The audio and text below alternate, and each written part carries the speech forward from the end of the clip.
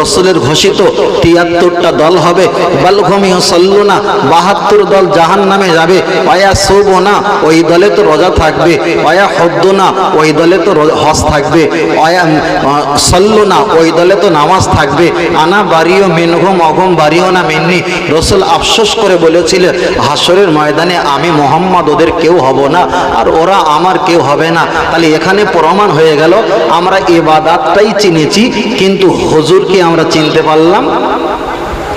জলসা তাবারকটাকে চিনেছি, এটা খেলে উপকার, এটা খেলে শরীরের বিশাল কোলেস্টেরল, কিন্তু আসল হুজুরের বিনিময়ে তাবারক বিরানি হয়েছে, আসল হুজুরের বিনিময়ে ইবাদত পেয়েছি, সেই হুজুরকে আমরা চিনতে পারলাম না। ওই জন্য রসুল বলেছে কোনো ইবাদত তোমাদের জান্নাত দিতে পারে না। পরেই তো রসুল একটা হাদিস বলেছে লা ইউমিনু, তোমরা কখনো ইমানদার হতে পারবে না। মিউ ওয়ালিদিহি ওয়া ওয়ালাদিহি, তোমার বুড়ো বাপ মা, তোমার ছোট ছোট ছেলে মেয়ে, আম ওয়ালাহুম টাকা পয়সা, আনফুসাহুম জীবন জৈবনের অপেক্ষায় সর্বাপেক্ষা আমাকে বেশি না ভালোবাসা দিতে পারবে। লা ইউমিনু, তোমরা ইমানদার হতে পারবে না। এখন হাজার ইবাদত করবে আর রসুলকে যদি ওই ইবাদতের চাইতে যদি রসুলের ভালোবাসা চুল পরিমাণ কমে যায়, খোদ রসুল বলছে তুমি পূর্ণাঙ্গ ইমানদার না। তাহলে পৃথিবীতে দেখো হাজার লোক ইবাদতে পাগল কিন্তু নবীর পাগল খুব সংখ্যায় কম। তাহলে রসুলের হাদিস মিটে গেল যে সর্বাপেক্ষা আমাকে বেশি ভালোবাসা না দিতে পারলে তাকে ইমানদার বলা যাবে না। তাহলে রসুল তো নির্দিষ্ট করে বলে দেয়নি প্রতিদিন 5 পারা কোরআন পড়তে হবে, রসুল তো নির্দিষ্ট করে বলে দেয়নি প্রতিদিন তোমাকে 30 রাকাত নামাজ পড়তে হবে, কোনো ইবাদতের কথা নির্দিষ্ট করে দেয়নি। একটাই নির্দিষ্ট করেছে যাই করো তাই করো সর্বাপেক্ষা আমাকে বেশি ভালোবাসা না দিতে পারলে ইমানদার হওয়া যাবে না। 2 মিনিট পিছিয়ে যাও। তাই রসুলের সাহাবারা প্রথম যুগে কোরআন পায়নি, নামাজ পায়নি, সর্বাপেক্ষা ভালোবাসা কাকে দিয়েছিল? নবীকে। তাহলে এই হাদিস অনুযায়ী তারা 12 হাত জান্নাতি, কথা সত্য না মিথ্যা? এবার আমাদেরটা আমরা হিসাব করি, আমরা সর্বাপেক্ষা ইবাদত সব করি কিন্তু মুহাম্মদ সাল্লাল্লাহু আলাইহি ওয়াসাল্লামকে তাজিম ভক্তি ভালোবাসা মহব্বত দেখাইনি। তাহলে আমরা ইবাদত পেয়ে আসল হুজুর আমরা ভুলে গেছি। তাই রসুল আফসোস করে বলেছিলেন যে ওরা আমার কেউ হবে না, আমি ওদের কেউ হব না। তার কারণ ওদের ভিতরে সব ছিল, ছিলাম না আমি মুহাম্মদ সাল্লাল্লাহু আলাইহি ওয়াসাল্লাম। খোদ আল্লাহই বলেছেন সবচাইতে বড় রহমতের মালিককে আল্লাহ, আর রহমত ওয়ালা হলো কে? ওমা আরসালনাকা ইল্লা রাহমাতাল লিল আমার নবী। তাহলে রহমতের মালিক হলো আল্লাহ আর রহমত ওয়ালা হলো মুহাম্মদ সাল্লাল্লাহু আলাইহি ওয়াসাল্লাম। তাহলে পৃথিবীতে যারা রহমত চায়, রহমত চায়, দয়া চায়, দয়া চায়, করুণা চায়, খোদ কোরআন বলে দিয়েছে ফাবিযালিকা ফালইফরাহু, আমি তোমাদের কাছে যে ফদল দিয়েছি, নিয়ামত দিয়েছি, করুণা দিয়েছি, তোমরা সেই মুখ হও। কিন্তু আমরা সেই ফদল নিয়ামত রসুল মুখ হইনি, আমরা শুধু অন্য অন্য ফজিলত মুখ হচ্ছি, কথা সত্য না মিথ্যা? বাজারে গিয়ে একটা দোয়া পড়বে, এত লক্ষ নাকি বেচারিটা প্রতিবাদ দোয়ায় না বাজারে আসে আর প্রতিবাদ দোয়া পড়ে, ওর উদ্দেশ্য কি? নেকি, নেকি কামাবো, নেকি কামাবো, নেকি কামাবো, ওর উদ্দেশ্য নেকি কামাবো। এবার একটু ছোট করে বলবেন দাদু ভাই, পরকালে জান্নাত পাওয়ার জন্য আমাদের নেকির প্রয়োজন বেশি না মহব্বতের প্রয়োজন বেশি? মহব্বতের প্রয়োজন বেশি। এটা আমরা নয় বাপ চাচা মিলে দাদি নাতি বলে আমরা ভাইবো বলে আমরা বললাম যে মহব্বতের বেশি। আমাকে তো দলিল দিতে হবে, চলেন দলিল ঠোক করে দেই। কোরআন শরীফে যত নবী এসছে সবচাইতে একটা নবীর নাম এসেছে বেশি, সেই নবীর নামটা হলো নবী মুসা আলাইহিস সালাম। আর মুসা নবীর নামটা লিখতে গেলে কটা অক্ষর লাগে? 2টো অক্ষর, মিম সিন। মুসা, মুসা 2টো অক্ষর। কোরআন শরীফে ফেরাউনের নাম আছে, ফেরাউনের নাম আছে, শুকরের নাম আছে, কুকুরের নাম আছে, গরুর নাম আছে। সূরা ফাতিহার পরে সূরা বাকারা, বাকারা মানে গরু, নাম সূরা নামলা মানে পিপিলিকা, এক কথা অনেক কিছু আছে। তাহলে কোরআন শরীফে ফেরাউনের নামও আছে। আপনি যখন কোরআন তেলাওয়াত করবেন মুসা ইয়া হারুন, তাহলে মুসা বললে 20টা নাকি। রসুল বলেছে মান করাআল কোরআনা হারফান ফালাহু আশরু হাসানা। কোরআন শরীফের একটা অক্ষর পাঠ করলে কটা করে নাকি হয়? 10টা। নবী মুসার নাম 2টো অক্ষর, একটা অক্ষরে 10টা হলে 2টো অক্ষরে কটা হবে? 20টা। কোরআন শরীফে ফেরাউনের নাম এসেছে ফা রা আইন ইয়া ও নুন খামসা, 5টা অক্ষর। তাহলে ফেরাউন একবার বললে কটা নেকি হবে? 5 10 কে 50টা, 5 10 কে 50টা। নবী মুসার নামে একবার বললে কটা নাকি? 20টা। তাহলে 100 বার ফেরাউনের জিকির করলে কয়েক লক্ষ লক্ষ নেকি পাওয়া যাবে, কিন্তু 100 বার মুসা নবীর জিকির করলে ডবল নেকি হবে, তার বেশি হবে না। আপনি বলেন ফেরাউনের নাম জিকির করে ওই নেকি নিয়ে জান্নাত পাওয়া সম্ভব? নেকি নিয়ে জান্নাত পাওয়া সম্ভব না। তাহলে নবী মুসা আলাইহিস সালামের নামে জিকির করব, নেকি হবে কম, কিন্তু তার প্রতি আন্তরিকতা, মহব্বত, ভালোবাসা আমার তৈরি হবে।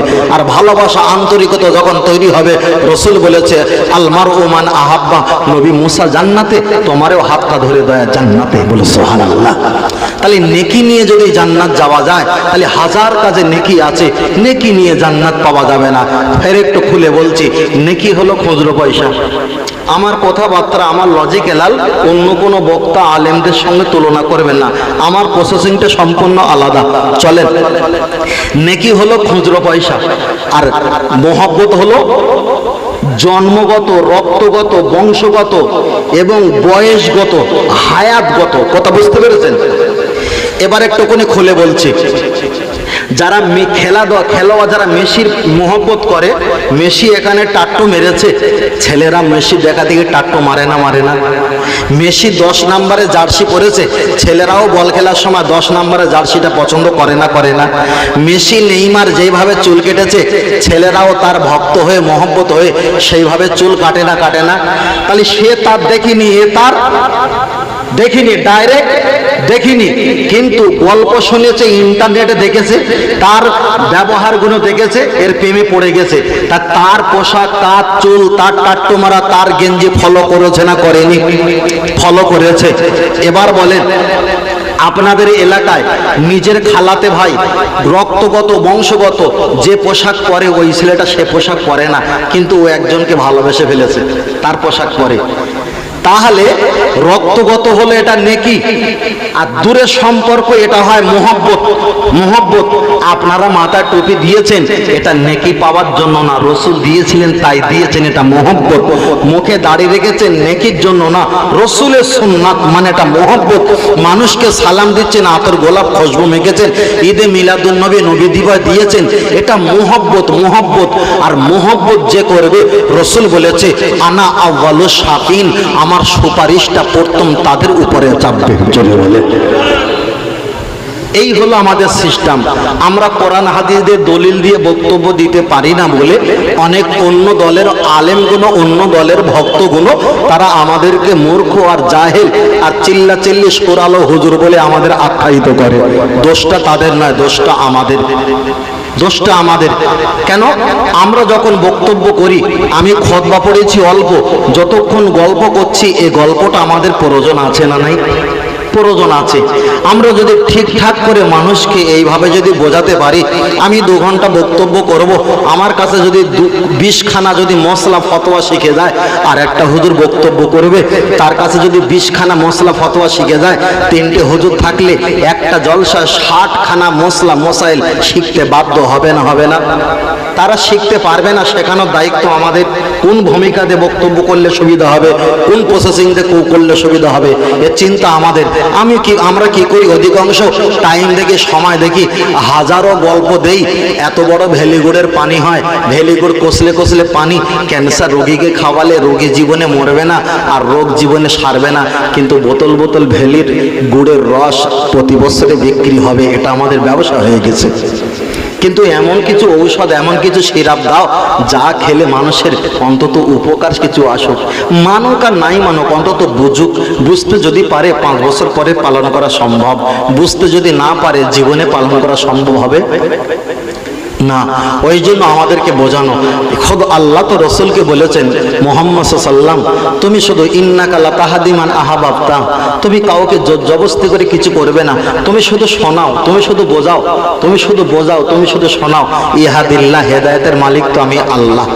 শুধু আমাদের শোনানোর দায়িত্ব, বোঝানোর দায়িত্ব, আর হেদায়েতের মালিককে আল্লাহ। তাহলে আমরা যদি না ভালো করে শোনাই, না ভালো করে বোঝাই, আল্লাহ তো আমাদেরকে হাসরের মাঠে পাকড়াও করবে, পাকড়াও করবে।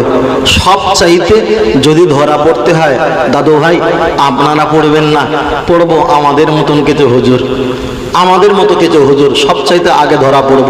ওই জন্য এই জায়গাটা দিয়েছেন, জায়গাটা হয়তো বসেছি, কিন্তু এই জায়গার যে কতটা ভূমিকা দায়িত্ব যদি কেউ জানতো, তাহলে এই জায়গায় বসে তিনটে শব্দ অন্তত বেকার বলতেন না।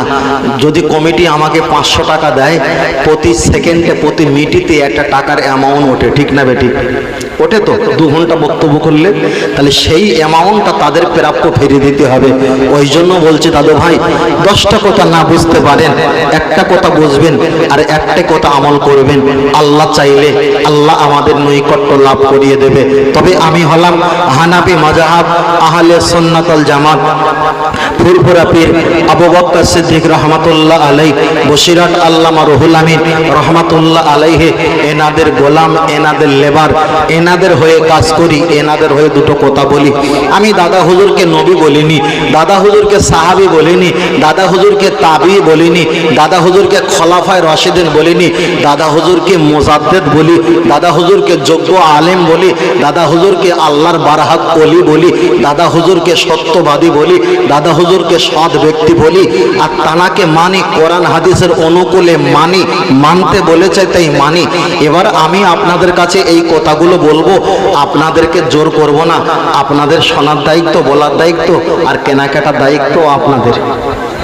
অনেক জায়গায় ওয়াজ-নসিহতে যাই, আমার বক্তব্য শুনে যারা পাশের আলেমগুলো থাকে তারা চিন্তা ভাবনা করে, আগে হুজুর ওয়াজ করছিল, কি সুন্দর ওয়াজ করছিল, আর এ দেখতে পাচ্ছি তো এই শুরু করে দিয়েছে। ওরা হয়তো নামলে আমাকে ধরবে, কিন্তু আধা ঘন্টা বক্তব্যর ওরা লাইন শুনে বলতেছে যা সম্মান আছে আছে, ওরে যদি রাস্তায় আটকাই, ও যদি প্রশ্ন করে জবাব দিতে না পারলি, তাহলে আমাদের কিন্তু বাতান ভাঁড় সব খুলে যাবে, ওর থেকে দরকার নেই, যা করেছে চলে যাক। তার কারণ ওরা সাহস পায় কিভাবে, আমাদের মুখের ভাষার বক্তব্য 5 মিনিট শুনে বলে দেয় যে এই আলেমের ভিতরে জ্ঞান আছে না নেই। ওরা 5 মিনিট শুনে বলে দেয়, কেন আলেম ছাড়া কে বুঝতে পারবে না। ওই জন্য মানুষকে কখনো ধরে, কখনো পাকড়াও করে, ওরা জায়গা মতো ধরে যে একে ধরলে আমরা সাইজ করতে পারবো। কথা বোঝেন না? সেই জন্য বলছি দোয়া করবে, ফারাফাহা ইয়াদাইহি, দুটো হাত তুলে দোয়া করবে। আর দোয়া করার ভিতরে 5টা শর্ত, দোয়া কবুল হবার ভিতরে, তার ভিতরে একটা শর্ত হলো আমার নবীর প্রতি সর্ব আগে সওয়াব পৌঁছাতে হবে। সুবহানাল্লাহ। আমরা করি না। আর একটা শর্ত হলো আমার নবীর নামে দরুদ শরীফ পাঠ করতে হবে। আর যেগুলো আছে সেগুলো আমি ছেড়ে দিলাম। কিন্তু মুসলার কিতাব এসেছে তুমি নামাজের শেষে দোয়া করতে পারো, নাও করতে পারো। তাহলে মোনাজাত যদি করি আর নাই করি কোনো সমস্যা নেই। তাহলে তার ভিতরে যদি নবী পাকের দরুদ সালাম না পড়ি, দোয়া যদি কবুল হবার না আশঙ্কা থাকে, তাহলে ঈদে মিলাদুন নবী জলসা করব, সেখানে নবীর প্রশংসা না করলে এটা কবুল হবে বলে বিশ্বাস হয়? হবে বলে বিশ্বাস হয়? আচ্ছা এটাই থাক, জলসানা সারা জীবন দিলেন না, কোনো যায় আসে না। বাল্যভূমিয়ে চললো না, প্রতিদিন তো 5 ওয়াক্ত নামাজ পড়তে হয়। নামাজে যদি নবীর প্রশংসা, নবীর দরুদ সালাম না পড়া হয়, নামাজ আল্লাহ দরবারে কবুল হবে? কবুল হবে না, কবুল হবে না। এটা আমি ছেড়ে দিলাম। কাবা শরীফে হাজরে আসওয়াদ পাথরের চুমা দেওয়া হয়, এটা চুমু দিয়েছিল কে? আমার রসুল চুমু দিয়েছিল। তাই পৃথিবীর ধনী ধনাঢ্য অসহায় ব্যক্তিরা কাবা শরীফে হাজরে আসওয়াদ পাথরের চুমা দেয়।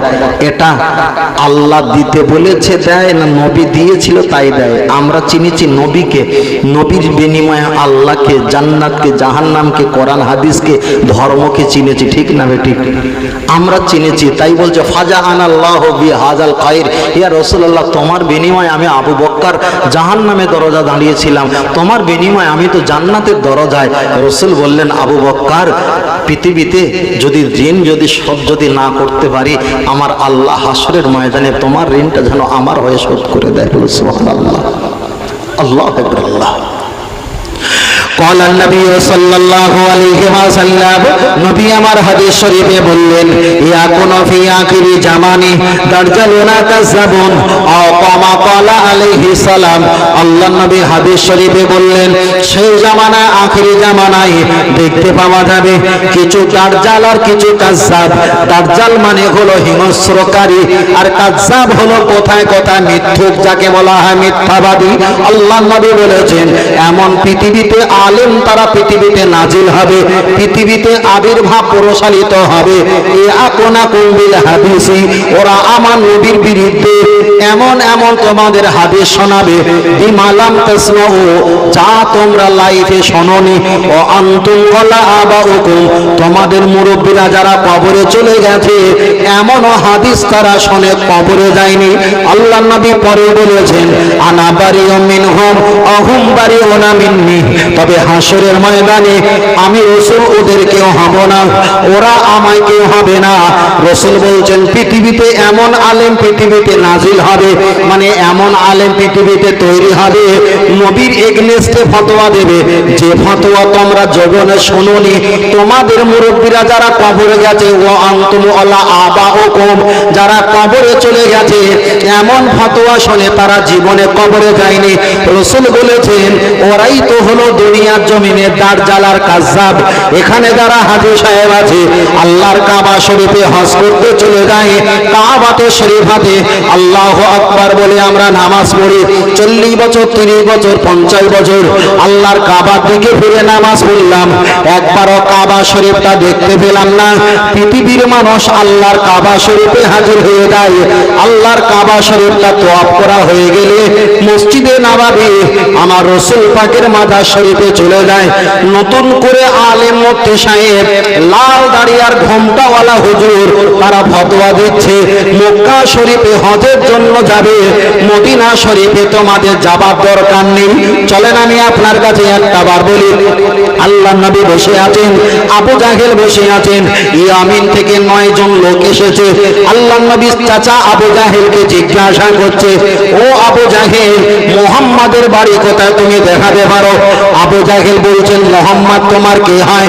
না না শুনেছি নাকি ভালো ছেলে, আমরা মুহাম্মাদের বাড়িতে একটা বার যাব। আবু জাহেল বলল তিনি আমার ভাইপো, আমি তার চাচা, যা বলবে আমি কাবার মতো আল্লি, আমি কাবার সেক্রেটারি, আমার কাছে বলো মুহাম্মাদের বাড়িতে যাওয়ার দরকার নেই। এই জামানা যারা হাজী সাহেব আল্লাহর কাবায় হজ পাকে চলে যায় আর মদিনা শরীফে যাওয়ার দরকার নেই, যারাই বলেছে এই 1000 বছর আগে এই কথা তো আবু জাহেল ইয়ামিন মানুষকে বলেছিল, ঠিক না বেটি? ঠিক আবু জাহেল বলেছিল যা বলবে আমার কাছে বলো, আমি কাবার মতো আল্লি, মুহাম্মদ সাল্লাল্লাহু আলাইহি ওয়াসাল্লামের বাড়ি যাবার দরকার নেই। ঠিক 1000 বছর পরে ওই আবু জাহেলে যারা টেন্ডার নিয়ে কাজ করছে তারাই বলেছে যা করবে আল্লাহর কাবায় করো, মদিনা শরীফে যাবার, আমার কথা বুঝতে পারছো, যাবার দরকার নেই। খালি রাসূল বলেছে ওরাই হলো দাজ্জাল, ওরাই হলো কাযাব, ওরাই হলো হিংস্রকারী, ওরাই হলো মিথ্যাবাদী, ওরা আমার কেউ না, আমি রাসূল ওদের কেউ না। ওদের ভিতরে নামাজ থাকবে, থাকবে নাকি আমার আপনার নবী? বিষয়টা বুঝতে পারছো তো? বিষয়টা ক্লিয়ার হবে। চলেন এখন ঘন সময় আছে, আরো ক্লিয়ার করে দেবো। আল্লাহ চলেন আমি আপনার কাছে বোঝাতে চাই, লক্ষ্য করে দেখা যায় আল্লাহ হাদিসটা মিশকাত শরীফে এসেছে। আল্লাহ নবী এক জায়গায় বসে আছেন, একটা সাহাবা এসে বললেন ইয়া রাসূলুল্লাহ আমি জান্নাতে যেতে চাই, জান্নাতে যেতে চাই। আল্লাহ নবী মুস্কে হেসে বললেন তুমি জান্নাতে যাবে, তোমার কতটা ইবাদত আছে আমার কাছে একটু খুলে বলো। আল্লাহ নবী সাহাবা বললেন বাল হুম ইউসাল্লুনা, আমি নামাজ পড়ি তবে যতটা পড়ার প্রয়োজন অতটাই পড়ি, বেশি পড়ার সুযোগ পাইনি। ওয়ায়াসুবুনা, রমজান মাসে একটা মাস রোজা রাখতে হয়, অতটাই আমি রোজা রাখি, বেশি রোজা রাখার আমি সুযোগ পাইনি। ওয়ায়াহুদ্দুনা, হজ পাকে আপনি গেলে আমি আপনার সঙ্গে যাই, নিজের ব্যক্তিগত স্পেশাল হজ করার সুযোগ আমি নেইনি। আল্লাহ নবী একটু হেসে বললেন তোমার এতটা নামাজ, এতটা রোজা, এতটা হজ নিয়ে আল্লাহর জান্নাত পাওয়া কি সম্ভব? চট করে সাহাবী বললেন, ইয়া রাসূলুল্লাহ, সম্ভব হোক আর নাই হোক এতে আমার মাথা ব্যথা নয়, কিন্তু আমার যে কলব আছে এর ভিতরে আপনার এত ভালোবাসা দিয়েছি, এর জায়গায় পৃথিবীর কোনো ভালোবাসা আমি আর রাখতে পারিনি। আপনার ভালোবাসা আমার অন্তর চেহারাটা আমি জড়িয়ে ফেলেছি। রাসূলের সাহাবাটা হেঁটে যায়, আল্লাহর নবী ডাক দিয়ে বললেন, ও সাহাবীরা ঘর থেকে বার হও, পৃথিবীতে যদি জান্নাতি জীবিতওয়ালা কাউকে দেখতে চাও, পৃথিবীর ইবাদতের অপেক্ষায় আমাকে ভালোবাসার প্রমাণ দিয়েছে, দুনিয়ার জমিনে হেঁটে যাচ্ছে ওই ব্যক্তি হলো দুনিয়ার জমিনে জান্নাতিওয়ালা। আল্লাহ আকবার। আল্লাহ গেছে কোন মুখো গেছে, নবী মুখো না কাবা মুখো? নবী মুখো গেছে। ফের বলছি, যেখানে আমার নবী সেখানে আমার আল্লাহর রহমত, যেখানে নবী নেই সেখানে আল্লাহর রহমত নেই। কাবা আবু জাহেলের মাথায় পাগড়ি ছিল, হাদিস শরীফে এসেছে। শুনে অবাক হচ্ছেন না বাদু ভাই? আবু জাহেলের মাথায় পাগড়ি ছিল, আবু জাহেলের মুখে দাড়ি ছিল। আমাদের মায়েরা যে নেকাব পরে না, নেকাব, এটা ইহুদির মেয়েরাও পড়তো। প্রখর রৌদ্র হলে, বাতাস হলে ধুলোবালি বালিগুলো উড়ে যেত, চোখে মুখে ঢুকে যাওয়ার ভয়েতে তারাও নেকাব পড়তো। এটা কি ইসলাম? মনে করেছে পাগড়ি পরেছি আর নেকাব পরেছি ইসলাম। ইহুদিরা পরে, ইহুদিরাও পরে। ইসলাম এটা নয়। ইসলাম হলো কি, পৃথিবীতে সবচাইতে বড় ট্রান্সফরমার, ঈমানের মূল মুহাম্মদ সাল্লাল্লাহু আলাইহি ওয়াসাল্লাম। বলুন সুবহানাল্লাহ। একটু জোরে বলে সুবহানাল্লাহ। যদি কে মন খুলে সুবহানাল্লাহ বলে, আসসামা আল আরদা, আসমান আর জমিন যতটা ডিফারেন্স আল্লাহ রাসূল বলেছেন, এতটা ফাঁকা জায়গা একবার সুবহানাল্লাহ বললে আল্লাহ নেকি দিয়ে ভরপুর করিয়ে দেয়। কতটা kilometre? Lakh lakh, million million, billion billion, trillion trillion, অগণীয় কিলোমিটার রাস্তা। বুঝলেন না? কোন জায়গায় এসেছে পৃথিবীতে সবচাইতে যে ঘোড়া পৃথিবীতে সবচাইতে ফাস্ট, ওই ঘোড়া যদি 500 বছর ধরে অতটা গতিতে ছোটে একটা জায়গায় পৌঁছাবে। 500 বছর ধরে, বিরাট ব্যাপার। আল্লাহু আকবার। আল্লাহ চলেন আমি আপনাকে বোঝাতে চেয়েছি, তাহলে রাসূলুল্লাহর ভালোবাসাটা, আল্লাহর নবী তাকে বলেছেন তুমি জান্নাতি। এবার আমার আধা ঘন্টার বক্তব্য আর একটু পিছিয়ে যাই। কোরআন শরীফের কথা বলেছিলাম, আল্লাহর কোরআন বলেছে, ফাদখুলু ফি ইবাদি ওয়াদখুলু জান্নাতি, তোমরা ইবাদত করবে আল্লাহর জান্নাত পাবে। হিসাব করে দেখেছি মিশকাতের ওই জায়গায় এই আয়াতের ব্যাখ্যা, ইবাদত থাকবে, তার চাইতে রাসূলুল্লাহকে ভালোবাসাটাই হলো জান্নাতের ইবাদত। জোরে বলেন সুবহানাল্লাহ। আমি ওই জন্য আমার আল্লাহ এখানে যদি নামাজের কথা বলতেন, তাহলে হজের মর্যাদা কমে যেত, যাকাতের মর্যাদা কমে যেত, নামাজের মর্যাদা বেড়ে যেত। আল্লাহ যদি রোজার কথা বলতেন, আরো হাজার হাজার ইবাদতের মর্যাদা কমে যেত। কোন ইবাদতের নাম আমার আল্লাহ এখানে পেশ করলেন না, পেশ করেছেন একটাই, সেটা মিশকাতে। হুজুরকে বললেন, হুজুর আমার নামাজ আছে, রোজা আছে, হজ আছে, যাকাত আছে, হাজার ইবাদত আছে, কিন্তু আপনার ভালোবাসার চাইতে কোন ইবাদতে আমি এত ভালোবাসা দিতে পারিনি। রাসূল তো বলেছিলেন এই দুনিয়ার জমিনে জান্নাতি, তাহলে এই আয়াতের ব্যাখ্যা আমরা ওখানে পেয়ে গেলাম। আল্লাহ কোন ইবাদতের কথা বলেনি, চিনিয়েছেন খোদ আমার আপনার নবীকে।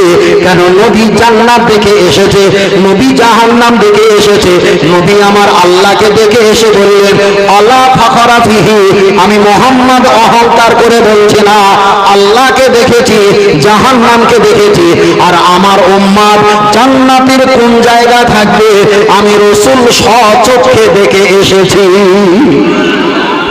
আল্লাহ, জান্নাত আমরা পাবো। আল্লাহ যদি দয়া করে, রাসূল যদি দয়া করে, আর পৃথিবীর কেউ ঠেকাতে পারবে না, জান্নাত পাবো। দলিল একটা চলে নাকি যায়।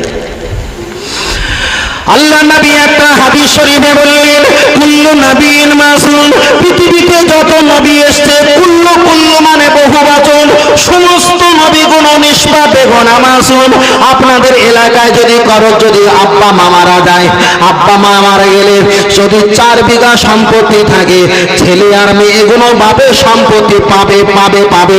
খোদা আল্লাহর কোরআন বলেছে ইউসিকুমুল্লাহু ফি আওলাদিকুম লিযাকারি মিসলু হাজ্জিল উনসাইন। আমার আল্লাহর কোরআন এখানে জবাব দিয়েছে, বাপ মায়ের সম্পত্তি কম বেশি হলেও ছেলে মেয়ে পাবে পাবে। তাহলে বাপের সম্পত্তি যদি ছেলে আর মেয়ে দুনিয়াতে জমিনে যদি জোড়া পেয়ে যায়, এবার আপনি বলবেন আপনার আদি পিতা বাপের নাম নবী আদম, আপনার আদি পিতা বাপের মায়ের নাম হলো মা হাওয়া আলাইহিস সালাম। আল্লাহ তাদেরকে জান্নাত দান করেছিলেন, জান্নাত থেকে চলে এসেছে, আল্লাহ বার করে দিয়েছে, সেটা আল্লাহর ইচ্ছা, আল্লাহর হুকুম, আল্লাহর ইশারা, আল্লাহর কৌশল। তাহলে জান্নাত ছিল আমার বাপ মায়ের, জান্নাত থেকে যখন দুনিয়াতে চলে এসেছে, ওই জান্নাত যদি বাপ মায়ের হয়, খোদ কোরআন বলে দিয়েছে বাপ মায়ের সম্পত্তি ছেলে মেয়েরা পাবে পাবে। তাহলে বাপ জান্নাত থেকে বার হয়েছে, মা ও জান্নাত থেকে বার হয়েছে। আল্লাহ শপথ করে বলে ওই জান্নাত তো বাপ মায়ের, আমি আপনি হলাম সেই বাপ মায়ের সন্তান, আমরা তো জান্নাত পাবো পাবো পাবো। আল্লাহর কোরআন ওই জন্য আমাদের সান্ত্বনা দিয়েছে, লা তাকনাতু মির রাহমাতিল্লাহ, টেনশন করিস না, রহমতের আশা কর, আর তোদের বাপের সম্পত্তি তোদের একদিন না একদিন ফিরিয়ে দেবো। আর একটু জোরে হবে না? কে বলেছে জান্নাত পাবে না? তবে জান্নাত পাবে না তারা মুনাফিক আর বিয়াদব।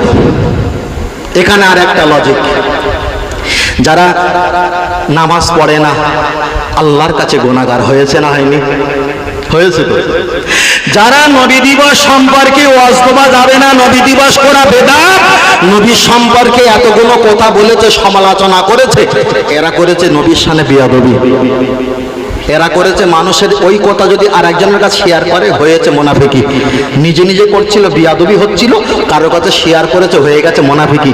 একটা ব্যক্তি 2টো পুরস্কার পেয়েছে। কিন্তু খোদ আল্লাহ বলেছে গুনাহগার তোমরা টেনশন করো না, আমার নাম রহমান রহিম, এই দয়া যদি আমি তোমাদের উপরে না দেখাই তা আমি কার কাছে দেখাবো? সুবহানাল্লাহ। তাহলে গুনাহগারের কোনো টেনশন নেই, কিন্তু মুনাফিকের কোনো জায়গা নেই। কোরআন বলেছে ওয়ালা ফাখরুস বিহি, বিয়াদবের কোনো জায়গা নেই। তাই ইবলিস নবী আদমকে সেজদা করেনি, ওটা বিয়াদব করেছিল, বিয়াদবি করেছিল, ওই জন্য আল্লাহ তাকে ক্ষমা করলো না। কিন্তু আবু সুফিয়ান বড় কাফের ছিল। তারপরে কি বলা যায়, নবীর আরো যারা সঙ্গে সাথী ছিল এলাকা ভিত্তিক, তারা বড় বড় কাফের ছিল, কিন্তু নবীর সঙ্গে মহব্বত করে আল্লাহ তাদের মহব্বতের বাঁধনে বেঁধে নিয়েছে। নবীর সঙ্গে গাদ্দারি করলে বিয়াদবি হয়, নবীর সঙ্গে গাদ্দারি করলে মুনাফিক হয়, আল্লাহর হুকুম পালন না করলে গুনাহগার হয়, আল্লাহ হুকুম পালন না করলে আল্লাহ ক্ষমা করবে, এ দায়িত্ব খোদ আল্লাহ নিয়েছে। কিন্তু নবীর সামনে গাদ্দারি করলে, বিয়াদবি মুনাফিকি করলে আল্লাহ তাদের ক্ষমা করবে না, এটাও কোরআনের বর্ণিত এসেছে। আমার বক্তব্য কি অসুবিধা হচ্ছে বাবু? অসুবিধা হয় না তো?